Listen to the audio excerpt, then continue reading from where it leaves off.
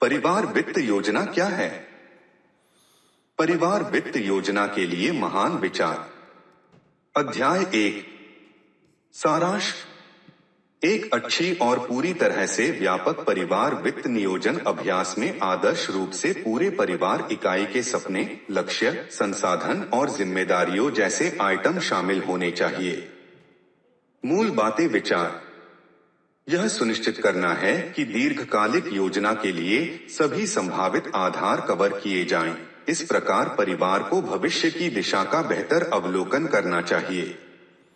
यह एक परिवार इकाई के रूप में निर्धारित लक्ष्यों की ओर मार्ग और काम करने का एक अच्छा तरीका भी है। योजना के इस रूप द्वारा अक्सर आनंद लिया जाने वाला सकारात्मक तत्व सभी पक्षों को एक साथ काम करना और रास्ते में अच्छे और व्यावहारिक अनुभव प्राप्त करना शामिल होगा।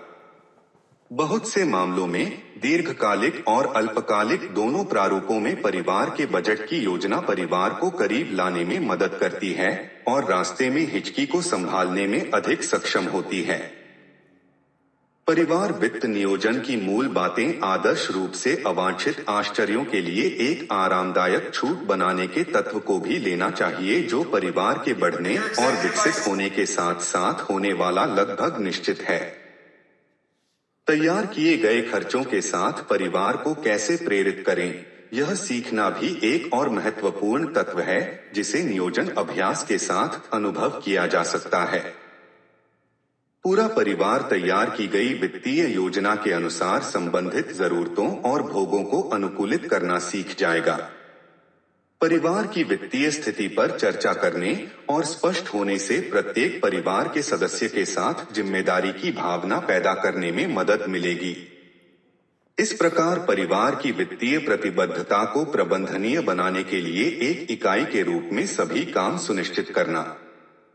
परिवार वित्तीय नियोजन का अन्य लाभ यह भी है कि बच्चों को बहुत कम उम्र में शामिल किया जाए। विभिन्न घटकों, प्रतिबद्धताओं और बलिदानों में माता-पिता अपनी ओर से करेंगे ताकि वे जीवन की बेहतर गुणवत्ता का आनंद ले सकें।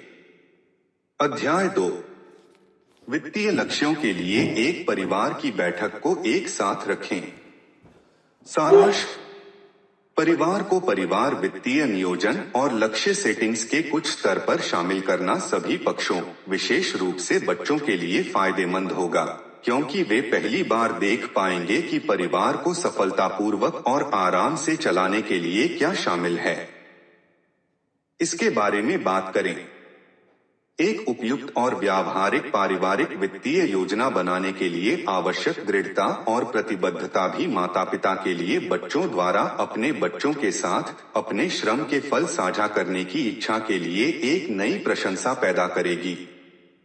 आदर्श रूप से यह परिवार इकाई के लिए वित्तीय लक्ष्यों के विवरण को तैयार करने के लिए एक पारिवारिक बैठक की व्यवस्था के माध्यम से प्राप्त किया जाना चाहिए। वित्त नियोजन के लिए परिवार की बैठक की प्रक्रिया में शामिल कुछ तत्व निम्नलिखित होने चाहिए। उन आकांक्षाओं और लक्ष्यों पर चर्चा करने के लिए एक बैठक बुलाई जानी चाहिए जिनके लिए परिवार को एक इकाई के रूप में काम करना चाहिए। परिवार के सभी भाग लेने वाले सदस्यों के लिए कुछ स्तर का प्रोत्साहन होना चाहिए ताकि वे आरक्षण के बिना अपनी व्यक्तिगत राय व्यक्त करने में सक्षम हों। खर्च करने की आदत के बारे में जागरूक और सावधान रहने वाले बच्चों की परवरिश करने की कुंजी यह है कि जीवन में बहुत जल्दी बजट बनाने और डिजाइन किए गए बजट से चिपके रहने के गुणों को शामिल किया जाए। कॉलेज फंड का अपग्रेड, बड़े घर के खर्च, सेवानिवृत्ति निधि जैसे मदों पर चर्चा की जानी चाहिए और सभी सदस्यों को परिवार की आय की सामान्य प्रतिबद्धताओं को समझने के लिए प्रोत्साहित करने के लिए स्पष्ट रूप से रेखांकित किया जाना चाहिए। 9. वित्तीय रिकॉर्ड जैसे सभी प्रासंगिक दस्तावेज प्राप्त करना और फिर ईमानदारी से वित्तीय स्थिति का मूल्यांकन करने के लिए समय निकालना अंतिम वित्तीय नियोजन चरण में बहुत मदद करेगा। परिवार के सभी सदस्यों को किसी भी अनावश्यक खर्च और तुच्छ खर्च को खत्म करने के लिए तैयार होना भी पारिवारिक बैठक के माध्यम से प्रोत्साहित करने के लिए एक और सकारात्मक दृष्टिकोण है। अध्याय 3। अपनी वित्तीय स्थिति का मूल्यांकन करें। सारांश। परिवार की वित्तीय स्थिति की बेहतर समझ के लिए आवधिक वित्तीय मूल्यांकन का अभ्यास करना एक अच्छा विचार होगा। यह भी महत्वपूर्ण है क्योंकि यह परिवार को आवश्यक समायोजन करने में मदद करेगा अगर इस तरह के बदलावों की आवश्यकता होनी चाहिए। आप कहाँ हैं? एक परिवार का शुद्ध मूल्य हमेशा बदल रहा है और यह ज्यादातर बाहरी कारकों के कारण होता है जो परिवार इकाई के नियंत्रण से परे होते हैं। इसलिए आवधिक मूल्यांकन अभ्यास माता-पिता को इन परिवर्तनों को बेहतर ढंग से समायोजित करने और परिवार की वित्तीय स्थिति के भविष्य के बारे में सूचित निर्णय लेने में मदद करेंगे। कभी कभी इसमें खर्च पर कुछ कटौती करने की आवश्यकता शामिल हो सकती है या यह कुछ सकारात्मक बचत भी पेश कर सकता है जिसका परिवार तुरंत आनंद लेने का फैसला कर सकता है या यहाँ तक कि आगे के लाभ के लिए किसी भी पहुंच वित्त को फिर से निवेश करने की संभावना भी हो सकती है। ये सभी निर्णय केवल तभी किए जा सकते हैं जब पूरा परिवार के सामान्य वित्त में सकारात्मक योगदान देने के लिए प्रतिबद्ध हो। जब पूरे परिवार की मदद ली जाती है तो किसी भी छोटी सी प्रगति या बचत का परिवार इकाई पर काफी मुक्त प्रभाव पड़ सकता है क्योंकि यह सभी की बेहतर भलाई के लिए एक साथ काम करने वाले परिवार के सकारात्मक परिणामों को दिखाने में मदद करेगा। परिवार इकाई से जो प्रेरणा प्राप्त की जा सकती है वह अपने वित्त का प्रबंधन करने में सक्षम होने के कारण इस प्रकार के पारिवारिक सहयोग से एक और सकारात्मक परिणाम है।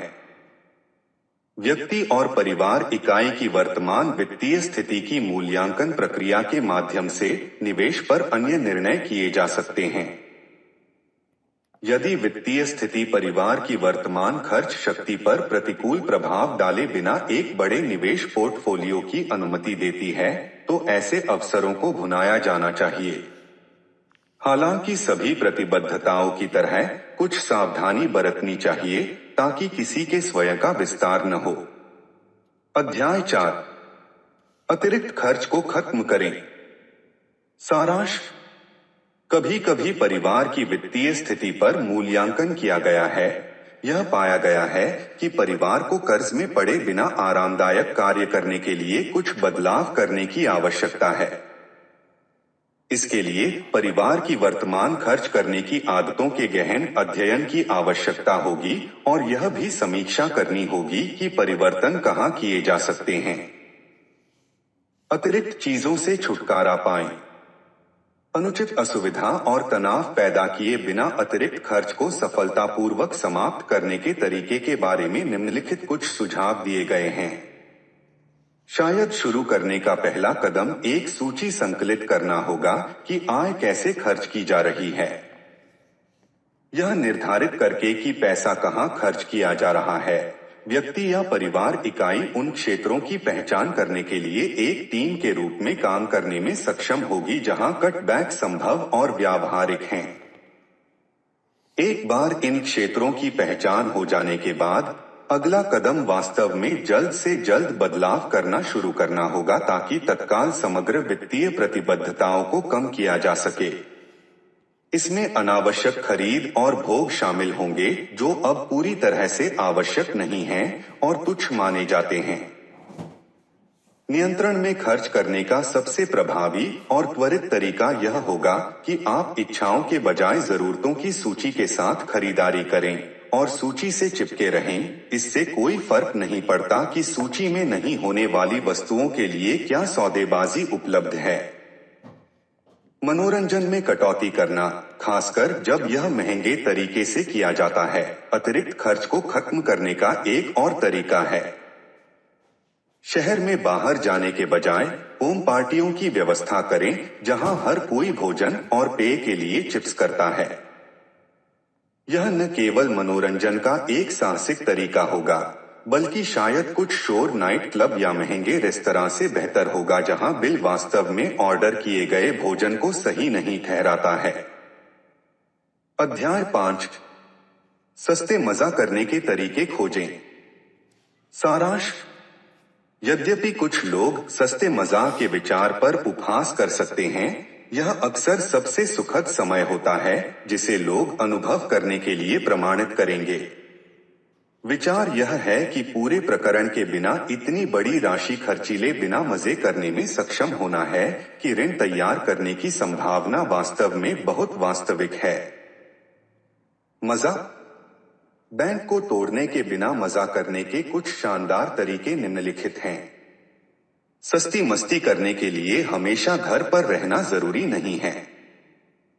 ऐसे स्थान हैं जहां परिवार इकाई वास्तव में बहुत अधिक लागत को वहन किए बिना एक साथ जा सकती है।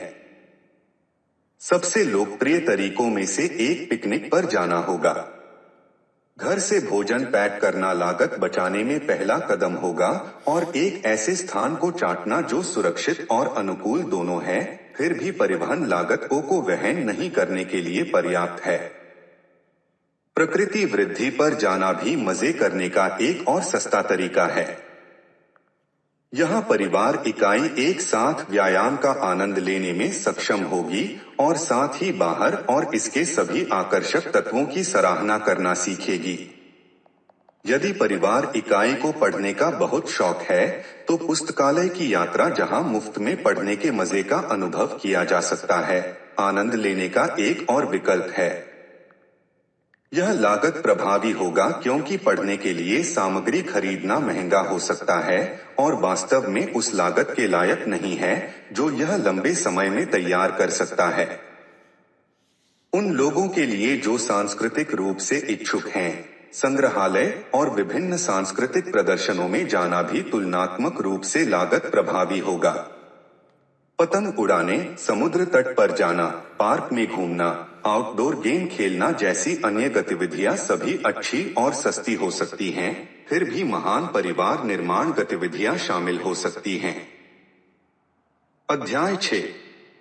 अपने साथी के साथ वित्तीय रूप से तालमेल बिठाएं। सारांश। एक जोड़े के रूप में आर्थिक रूप से समन्वय में होने के कुछ स्तर को प्राप्त करने में सक्षम होना किसी भी रिश्ते के लिए बहुत फायदेमंद है। जोड़ों को पहले से ही परिवार के वित्त के साथ संघर्ष करने के अतिरिक्त बोझ के बिना बहुत सारी चुनौतियों का सामना करना पड़ता है। लिंक अप करना। सब कुछ सिंक में लाने की वित्तीय संभावनाओं को सुनिश्चित करने के उद्देश्य से कुछ सामान्य आधार खोजने के बारे में जाने के बारे में निम्नलिखित कुछ सुझाव दिए गए हैं। शायद प्रयास करने का पहला कदम या अभ्यास किसी भी और सभी वित्तीय रिकॉर्ड का खुलासा करना होगा। यह शुरू करने का सबसे अच्छा तरीका है क्योंकि दोनों पक्ष ईमानदारी से काम करने में सक्षम होंगे कि पैसा कहां और कैसे आ रहा है और बाहर जा रहा है। इस प्रक्रिया को समझने से जोड़े को यह सुनिश्चित करने के लिए सभी आवश्यक समायोजन करने की अनुमति मिलेगी कि रिश्ते के भीतर भविष्य में कोई वित्तीय विवाद न हो। इस स्तर पर एक दूसरे की वित्तीय साख के बारे में बहुत ईमानदार होना बहुत महत्वपूर्ण है। एक बार जब यह स्पष्ट रूप से मैप हो जाता है तो चर्चा के अगले चरण और वित्तीय लक्ष्यों को शुरू करने से निपटा जा सकता है। भविष्य के वित्तीय लक्ष्यों पर चर्चा करने से सहयोग का एक मजबूत बंधन भी बनेगा यदि दोनों पक्ष निर्धारित लक्ष्यों के लिए सहमत हैं। इन लक्ष्यों की दिशा में काम करना एक बहुत ही सुखद अनुभव हो सकता है, खासकर अगर दोनों पक्ष समान रूप से प्रतिबद्ध हैं। एक बार लक्ष्य निर्धारित होने के बाद दंपति तब अपने स्वयं के वित्तीय बजट एजेंडा बनाने के लिए आगे बढ़ सकते हैं। यहाँ भी जोड़े को एक दूसरे को अपनी प्रतिबद्धताओं और खर्च करने की शक्ति पर बेहतर पकड़ बनाने में मदद करने के लिए एक साथ काम करने की आवश्यकता होगी। आमतौर पर बजट बनाना आसान होता है जब व्यक्ति का मार्गदर्शन करने के लिए एक चेक और बैलेंस प्रारूप होता है। कुछ भोगों के लिए एक दूसरे की जरूरतों का सम्मान करना भी एक और महत्वपूर्ण तत्व है, जब आर्थिक रूप से एक दूसरे के साथ तालमेल में रहने की कोशिश की जाती है। इसलिए इस क्षेत्र में नियंत्रण न करना एक अच्छा विचार होगा। अध्याय 7। अपने वित्त को क्रम में नहीं पाने के खतरे। सारांश। वित्तीय रूप से समझदार नहीं होने का सबसे स्पष्ट परिणाम यह होगा कि भारी कर्ज लेने की संभावना वास्तव में बहुत अधिक होगी। हालांकि यह ध्यान दिया जाना चाहिए कि थोड़ा विचार और मदद के साथ किसी के वित्त को व्यवस्थित रखना संभव है, ताकि भविष्य में बढ़ती समस्याओं के बोझ से न डाला जा सके। खतरे। ऐसे बहुत सारे खतरे हैं जो व्यक्तिगत या परिवार इकाई को रास्ते में सामना करना पड़ेगा यदि वित्तीय व्यवस्था के लिए कोई नियंत्रण या प्रारूप निर्धारित नहीं है। खतरों में से एक यह होगा कि कर्ज में इतनी दूर गिर जाए कि इन एक्यूमुलेटेड ऋणों के तहत से बाहर निकलना बहुत मुश्किल और कभी-कभी असंभव होगा। कुछ मामलों में खुद को दिवालिया घोषित करने के अलावा कोई सहारा नहीं लिया जा सकता है। यह सबसे खराब संभव परिदृश्य है, इसलिए इससे पहले कि मामला इस स्तर के करीब पहुंच जाए, खर्च को कम करने के लिए कदम उठाए जाने चाहिए। जब वित्त ठीक नहीं है, तो बुद्धिमानी से खर्च करना असंभव होगा क्योंकि वास्तव में कोई स्पष्ट सूची नहीं होगी कि खर्च के लिए प्राथमिकता क्या और कहां होनी चाहिए। खतरा उचित रिकॉर्ड रखने या खर्च की आदतों को ट्रैक किए बिना हर चीज और किसी भी चीज पर बस और आंख बंद करके खर्च करना होगा। इस प्रकार व्यक्ति की वित्तीय विश्वसनीयता को बहुत नुकसान होगा। यह निश्चित रूप से अंततः परिवार और उनकी जरूरतों को भी प्रभावित करेगा। Wrapping up. जब वित्त क्रम में नहीं होता है, तो वर्तमान जीवन शैली को खोने की संभावना भी होती है, क्योंकि भुगतान के लिए जिम्मेदार लोग अब उन्हें नहीं बना सकते हैं। यह दबाव न केवल व्यक्ति को निराश करेगा, बल्कि किसी भी रिश्ते और पारिवारिक इकाइयों को गंभीर रूप से नुकसान पहुंचाने में भी योगदान देगा। उम्मीद है कि इस किताब ने आपको अच्छी शुरुआत दी है।